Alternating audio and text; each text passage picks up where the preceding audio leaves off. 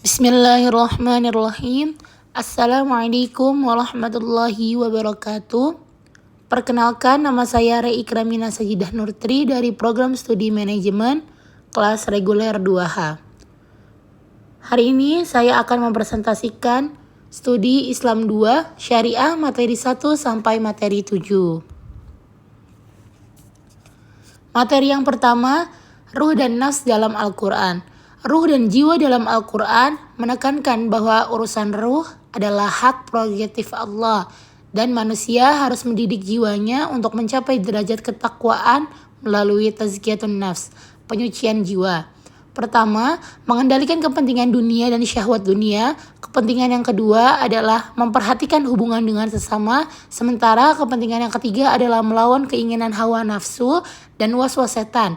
Menjaga kebersihan jiwa dan hati akan membuat ibadah terasa ringan dan nikmat.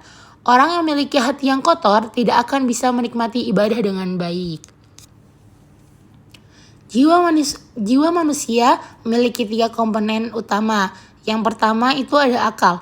Akal diberikan oleh Allah kepada manusia untuk membedakan hak dan batil serta menjadi syarat penting dalam menjalankan ibadah dalam syariat Islam. Pentingnya pendidikan yang berlandasan wahyu dalam membedakan kebenaran dan kebaikan. Orang perlu belajar dengan wahyu untuk mengenal halal haram dan memahami batasan-batasan kebaikan. Yang kedua, ada syahwat. Syahwat sebagai bagian dari nafsu manusia yang diciptakan oleh Allah untuk keberlangsungan hidup. Manusia perlu mengendalikan syahwat dan emosi agar dapat menjaga kesucian diri serta melahirkan kebaikan seperti keberanian dalam berbuat sedekah. Emosi yang terkendali akan mencegah perilaku merugikan dan melahirkan tindakan yang baik. Yang ketiga ada ruh. Ruh manusia ditiupkan oleh Allah dan jiwa manusia harus dididik menuju ketakwaan agar terhindar dari keburukan. Pentingnya tazkiyatun nafs untuk mensucikan jiwa dari penyakit-penyakit yang menghalangi kebenaran. Materi kedua ada psikologi keluarga. Prinsip-prinsip dasar dalam membangun keluarga yang sakinah, mawaddah, dan warahmah. Hal ini meliputi kriteria memilih pasangan, membangun komunikasi, saling memahami dan menjalankan tanggung jawab sebagai suami istri, serta orang tua anak. Pentingnya memahami psikologi keluarga untuk mengenal pola komunikasi dan interaksi yang tepat antara keluarga termasuk suami istri, orang tua, mertua, dan anak-anak. Peran keluarga sebagai madrasah pertama dalam kehidupan bermasyarakat menjadi fondasi dalam membangun peradaban yang kokoh dan berpengaruh terhadap kondisi masyarakat secara keseluruhan. Agama menjadi prioritas utama dalam memilih pasangan hidup dalam Islam. Nabi menekankan bahwa agama adalah nilai utama yang harus dipertimbangkan dalam memilih jodoh. Hubungan keluarga dalam Islam tidak hanya berdasarkan hubungan sosial atau biologis, tetapi juga memiliki dimensi ideologis yang didasarkan pada ikatan keimanan. Kriteria memilih pasangan dalam Islam menempatkan agama sebagai prioritas tertinggi di atas harta, nasab, atau kecantikan fisik. Istikharah diperlukan dalam memilih jodoh agar manusia memiliki keterbatasan dalam mengetahui yang terbaik di masa depan. Salat istikharah adalah cara untuk menyerahkan pilihan dan keinginan kepada Allah dalam membangun rumah tangga. Mempercayakan segala pilihan kepada Allah dapat menghasilkan kekayaan dan kecukupan dalam hubungan rumah tangga. Pendekatan suprarasional dalam rumah tangga mengajarkan untuk menyerahkan segala pilihan kepada Allah melalui salat istikharah agar 3 pilar utama dalam psikologi keluarga yaitu as-sakinah, al-mawaddah, dan ar-rahmah terpenuhi bahwa akan tercipta ketenangan jiwa, kasih sayang, dan hubungan yang harmonis di dalam rumah tangga.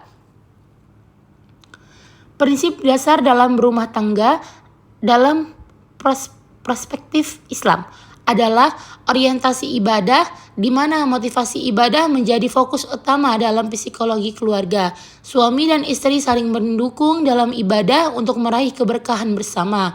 Dalam Islam, hukum untuk berselingkuh sangat berat dengan konsekuensi seperti dilempari batu hingga mati. Suami dan istri memiliki tanggung jawab amanah yang harus dipertanggungjawabkan di hadapan Allah Subhanahu wa taala. Materi ketiga yaitu fikih akikah. Akikah adalah sunnah muakkadah yang disyariatkan pada hari ke-7 kelahiran bayi. Orang tua wajib menyembelih sebagai penebusan bagi anak yang baru lahir. Cara menghitung hari lahir bayi dalam Islam dimulai dari hari Jumat. Akikah dilakukan pada hari ke-7 setelah kelahiran bayi. Syariat Islam mewajibkan akikah sebagai tradisi menggantikan darah bayi baru lahir dengan sesuatu yang lebih manusiawi seperti parfum dan benda lainnya dengan tujuan memberikan perlindungan dan syafaat bagi bayi. Memberi nama baik dan menghindari tradisi jahiliyah penting dalam akikah. Memasak akikah dengan baik juga menjadi doa bagi yang menikmatinya. Hikmah di balik perintah syariat untuk akikah seperti pemisahan antara anak laki-laki dan perempuan dalam jumlah kambing yang disembelih sebagai simbol tanggung jawab dan perlindungan bagi bayi.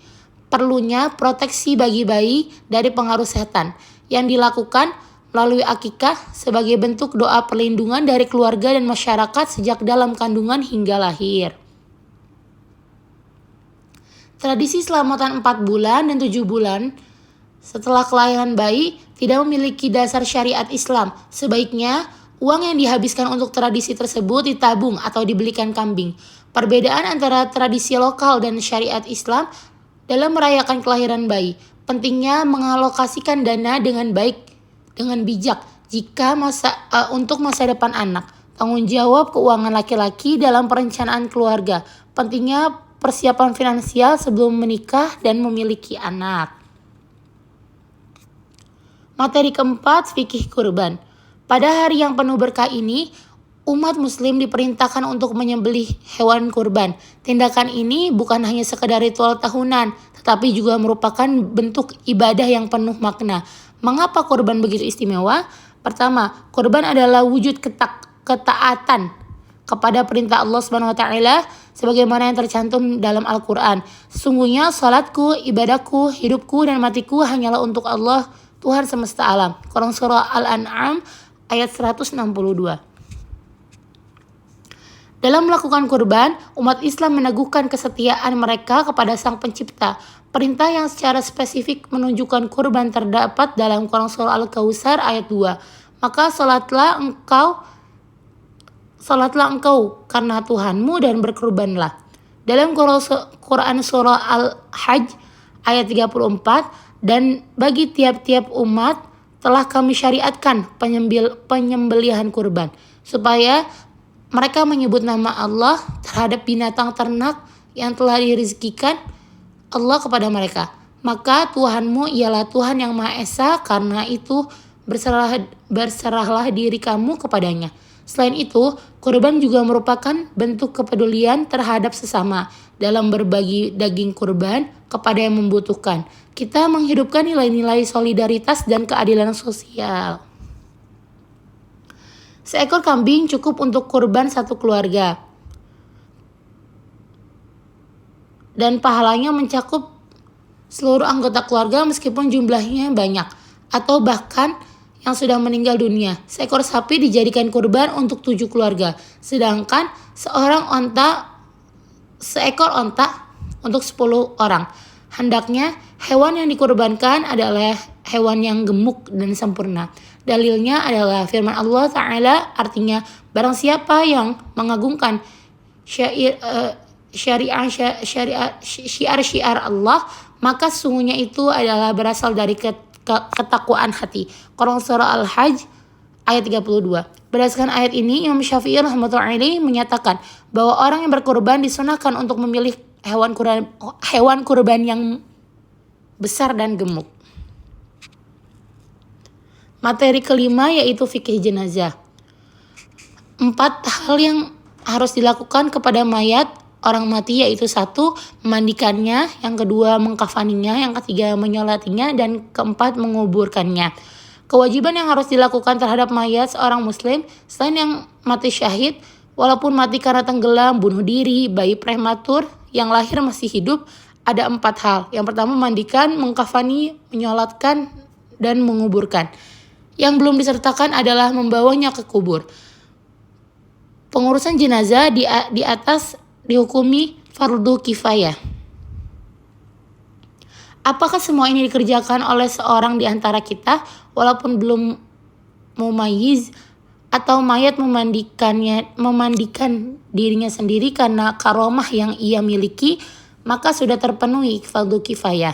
Yang lain tidak berdosa. Apakah sudah dianggap cukup jika memandikannya adalah jin? Jawabnya, yang pertama cukup menurut Ar-Ramli, yang kedua tidak cukup menurut Ibnu Hajar Al-Haythami. Orang yang mati syahid haram dimandikan dan disolatkan, wajib dikafani dan dikuburkan. Apabila orang kafir mu'aman, izimi, ketiga ini bukanlah orang kafir yang memerangi kaum muslimin, maka wajib dikafani dan wajib dikuburkan.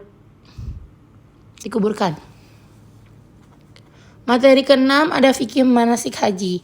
Fikih manasik haji adalah kegiatan yang sangat penting sebagai salah satu persiapan haji.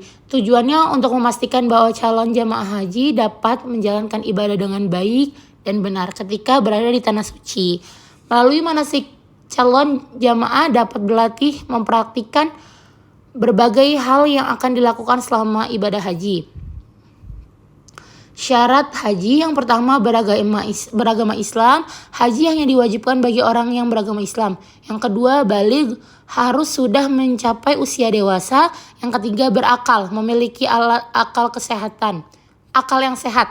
Yang keempat, merdeka, bukan budak atau dalam keadaan tertawan.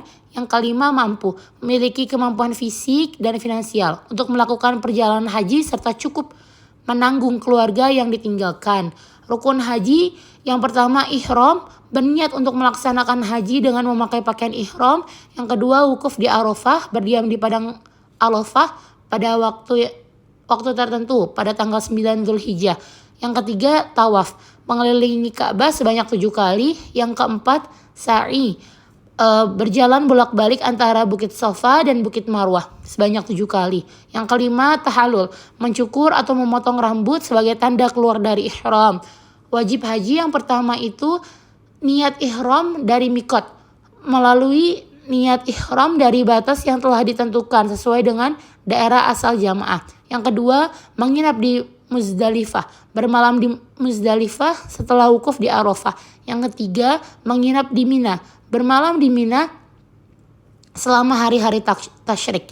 Yang keempat, tawaf wada, tawaf perpisahan yang dilakukan sebelum meninggalkan Mekah. Yang kelima, melempar jumroh, melempar batu di 3 lokasi jumroh selama hari-hari tasyrik. Materi ke-7, contoh keadilan Rasulullah. Adil, al-adl atau keadilan menunjukkan pada sikap tengah, lurus dan tidak memihak kepada siapapun kecuali pada kebenaran. Dalam konteks hukum, adil bermakna menghukum siapapun yang salah, tanpa berpihak dan tanpa pandang bulu. Keadilan menuntut dan menempatkan manusia sama di depan hukum, seperti Rasulullah SAW telah membuktikannya.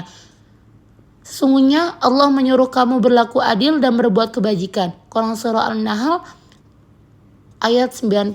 Penegakan hukum terkait pula dengan keadilan di atas. Demi keadilan, hukum harus ditegakkan secara jujur dan adil. Penempatan hukum secara tidak adil, korup dan penuh kecurangan seperti kerap terjadi, semua itu jelas melukai dan mencederai rasa keadilan masyarakat. Allah dan Rasul telah memperingatkan bahwa sesungguhnya Allah menyuruh kamu apabila menetapkan hukum di antara manusia supaya menempatkan dengan adil. Quran Surah An-Nisa ayat 58. Keadilan Rasulullah SAW dalam memimpin telah dicatat sebagai untaian butiran mutiara sejarah. Rasulullah SAW tidak pandang bulu dalam menerapkan hukum dan menegakkan keadilan. Beberapa keadilan tercermin semasa hidup beliau. Di antaranya ialah ketika ada seorang wanita kaya raya serta keturunan bangsawan mencuri, lalu dengan tegas diputuskan wanita itu dihukum untuk dipotong tangan. Bahkan ketika keluarga kerabat wanita itu meminta tolong kepada Usamah bin Zaid, seorang di antara sahabat yang paling dicintai Rasulullah Shallallahu Alaihi Wasallam, untuk memohon keringanan hukuman, beliau pun marah. Oke, terima kasih. Wabillahi taufiq wal hidayah, waridha wal inayah. Wassalamualaikum warahmatullahi wabarakatuh.